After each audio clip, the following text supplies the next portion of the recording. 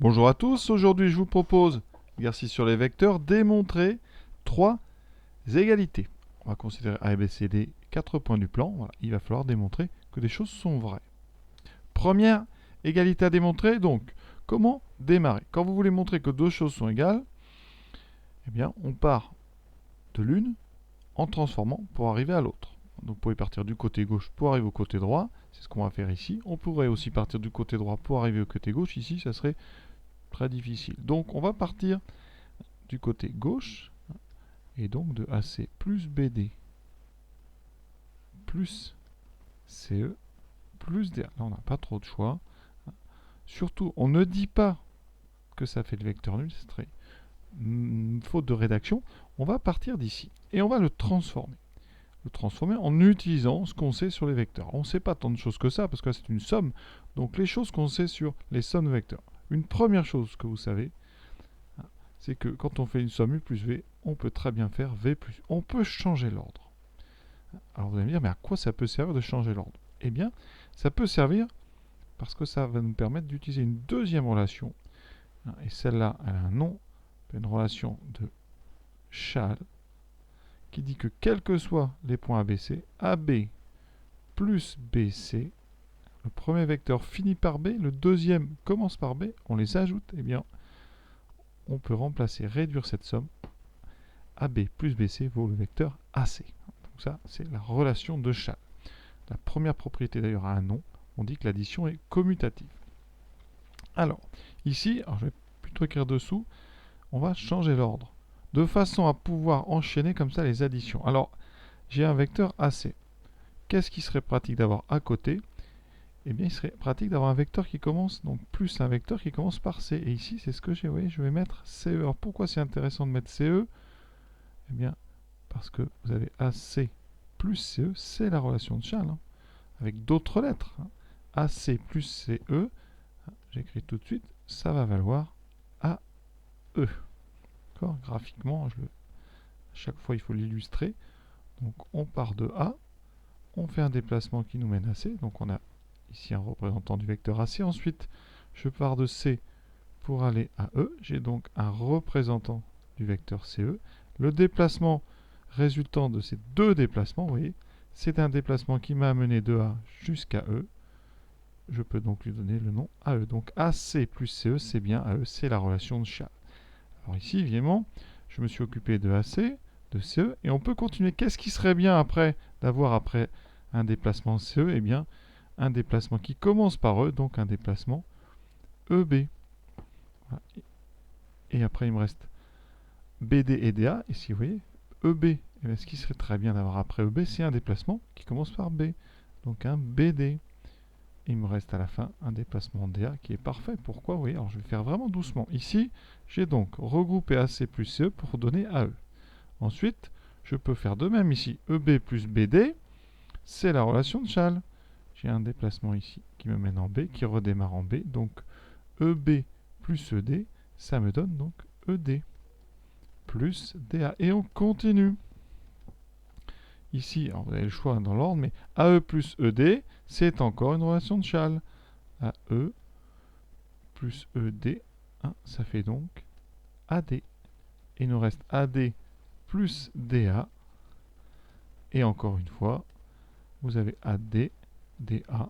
Si vous utilisez la relation de Schall, ça fait AA. Et AA, on sait que c'est un déplacement de longueur 0, donc c'est le vecteur nul.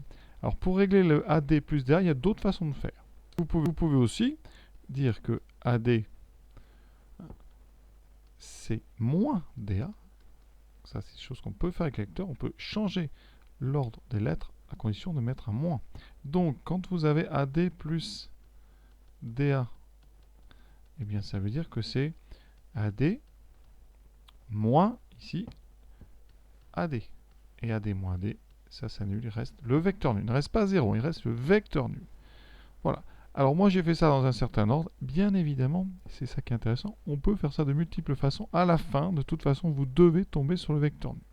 Deuxième question. Vecteur AD plus vecteur BC égale vecteur AC plus vecteur BD. Alors ça, moi j'aime beaucoup cet exercice. Ça va me permettre de vous faire un point sur comment démontrer que A est égal à B. Comment démontrer que quelque chose est égal à une autre.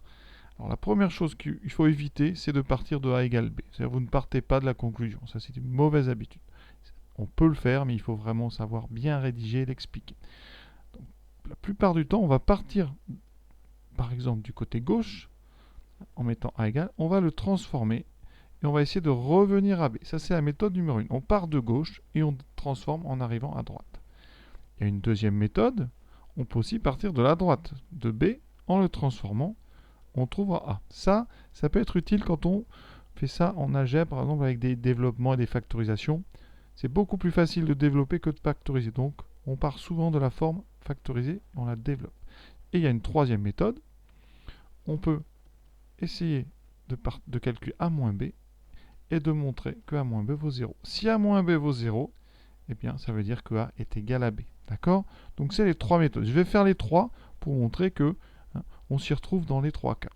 Première méthode, donc, je pars de AD plus BC. Et je veux, après plein de transformations, arriver à la fin. D'accord, on va transformer. Et on veut arriver à AC plus BD. D'accord? Alors, comment faire pour transformer du AD plus BC en AC plus BD? Première chose, on va utiliser évidemment la relation de Schall. On a AD. Moi, dans ma conclusion, je la regarde, vous voyez, on a du AC. Ça veut dire que A n'est plus avec le point D, mais avec le point C. Et comment transformer ça? Eh bien, on utilise la relation de Schall. Ça veut dire que le vecteur AD, je vais le transformer. Alors, je vais le faire à droite. Le vecteur AD, si j'utilise la relation de Schall, AD peut être égal à AC plus CD. Vous voyez? On dit qu'on a intercalé ici le point C. C'est-à-dire qu'on a fait un détour pour aller de AD, on est passé par le point C. Ça fait AC plus CD, ça fait bien un déplacement AD. Donc là, j'utilise la relation de Schall, donc j'écris AC plus CD. Alors je mets les parenthèses pour bien mettre en évidence, mais elles ne servent à rien ici, si ce n'est à mettre en évidence. Ensuite, j'enlève les parenthèses, ça fait AC plus CD plus BC. Qu'est-ce que je peux faire? Alors déjà, première chose intéressante, vous avez déjà le AC. C'est-à-dire vous avez déjà une partie de la conclusion. Il reste à faire apparaître BD. Donc il faut s'occuper de plus CD plus BC. Qu'est-ce qu'on peut faire avec ça? Et ce que vous pouvez remarquer, c'est que ici il y a une lettre en commun, c'est la lettre C. Sauf qu'elle est en début.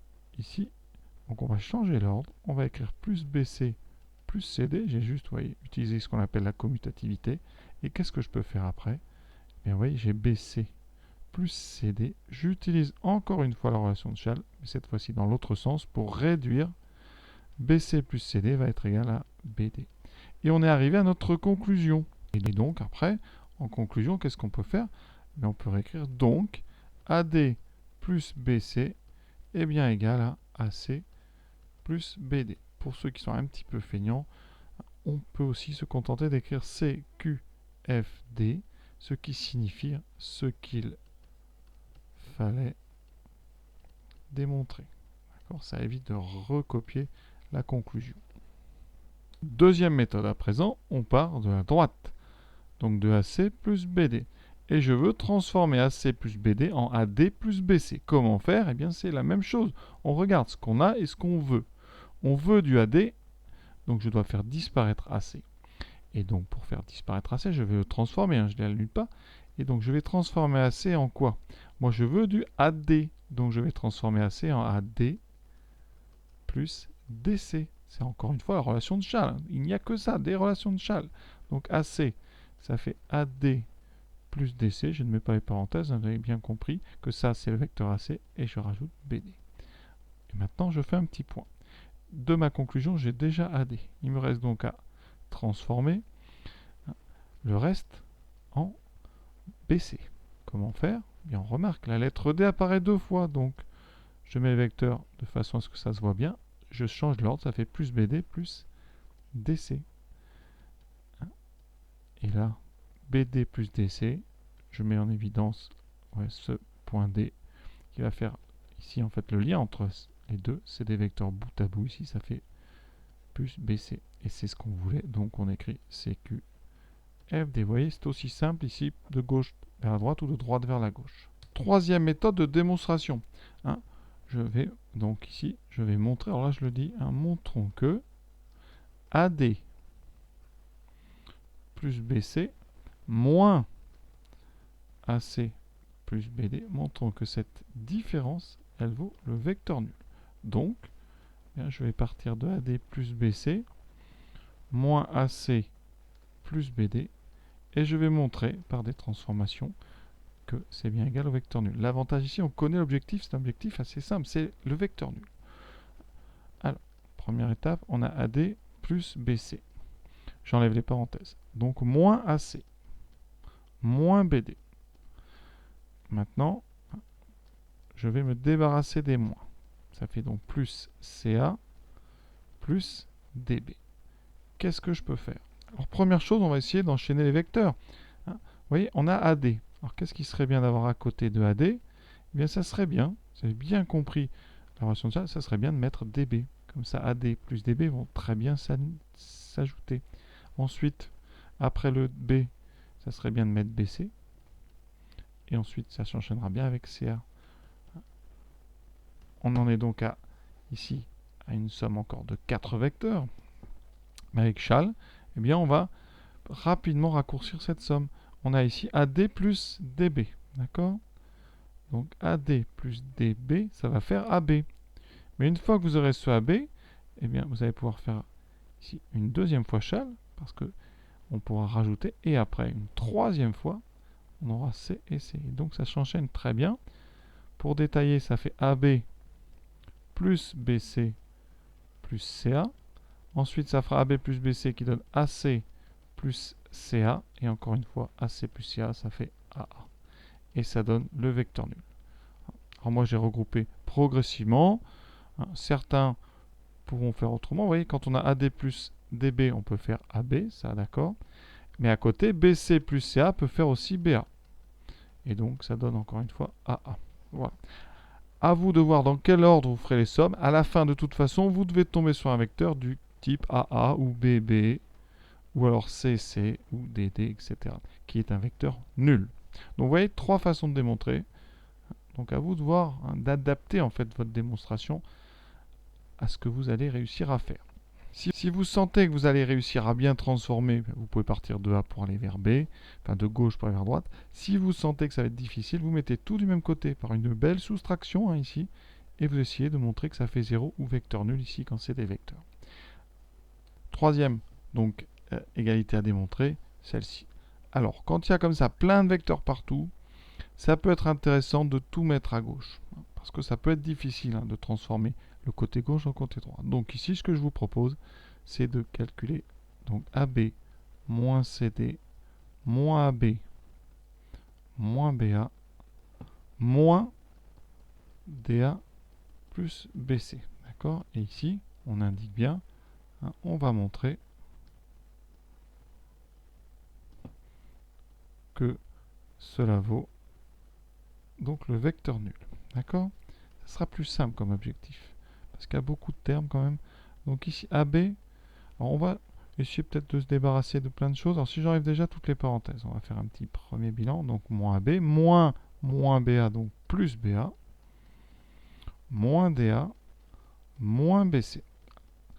Alors, les choses à ne pas, les erreurs à ne pas commettre, hein. Ici, par exemple, vous avez moins AB plus BA. Ça ne s'annule pas. Moins AB plus BA, ça ne s'annule pas. Tout simplement parce que moins AB, c'est BA. Donc au contraire de s'annuler, ça fait BA plus BA. Donc ça ferait même 2BA. Ce que vous pouvez remarquer rapidement par contre, c'est que vous avez ici vecteur AB moins vecteur AB, ça, ils vont s'annuler. Et ensuite, on va enlever tous les moins.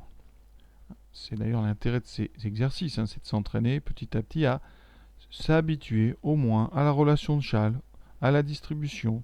Hein, ici, on a distribué le moins, là on enlève un moins, donc ça fait moins CD, ça donnera donc plus DC, plus BA.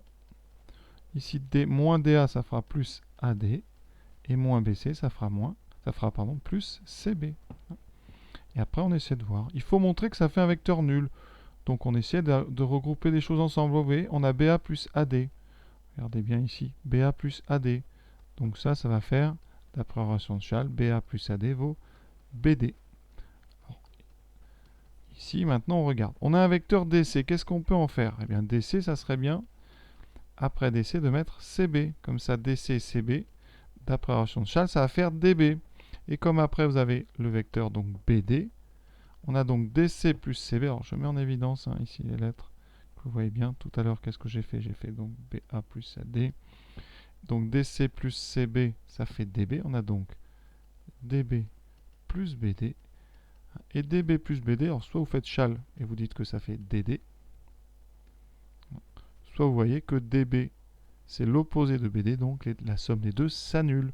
Ça donne donc effectivement un vecteur nul. D'accord? Et on conclut ce QFD. C'est bien ce qu'on voulait démontrer. On a donc démontré que la différence des deux vaut le vecteur nul. Et donc, par conséquent, ça veut dire qu'en remettant DA et BC de l'autre côté, par soustraction, ça fait AB moins CD moins AB moins BA est bien égal à DA plus BC. Voilà. Alors, ce sont des égalités qui n'ont pas grand intérêt, mais la démonstration, elle, vous amène donc, je répète, à utiliser la relation de Chasles, à la préparer, à mettre les vecteurs dans le bon ordre pour que ça s'enchaîne bien. Ensuite, à bien gérer le problème des parenthèses et des moins. Voilà, et à bien inverser l'ordre des lettres si vous décidez d'enlever le moins. Donc voilà, exercice donc important et intéressant. Je vous souhaite une bonne fin de journée à tous.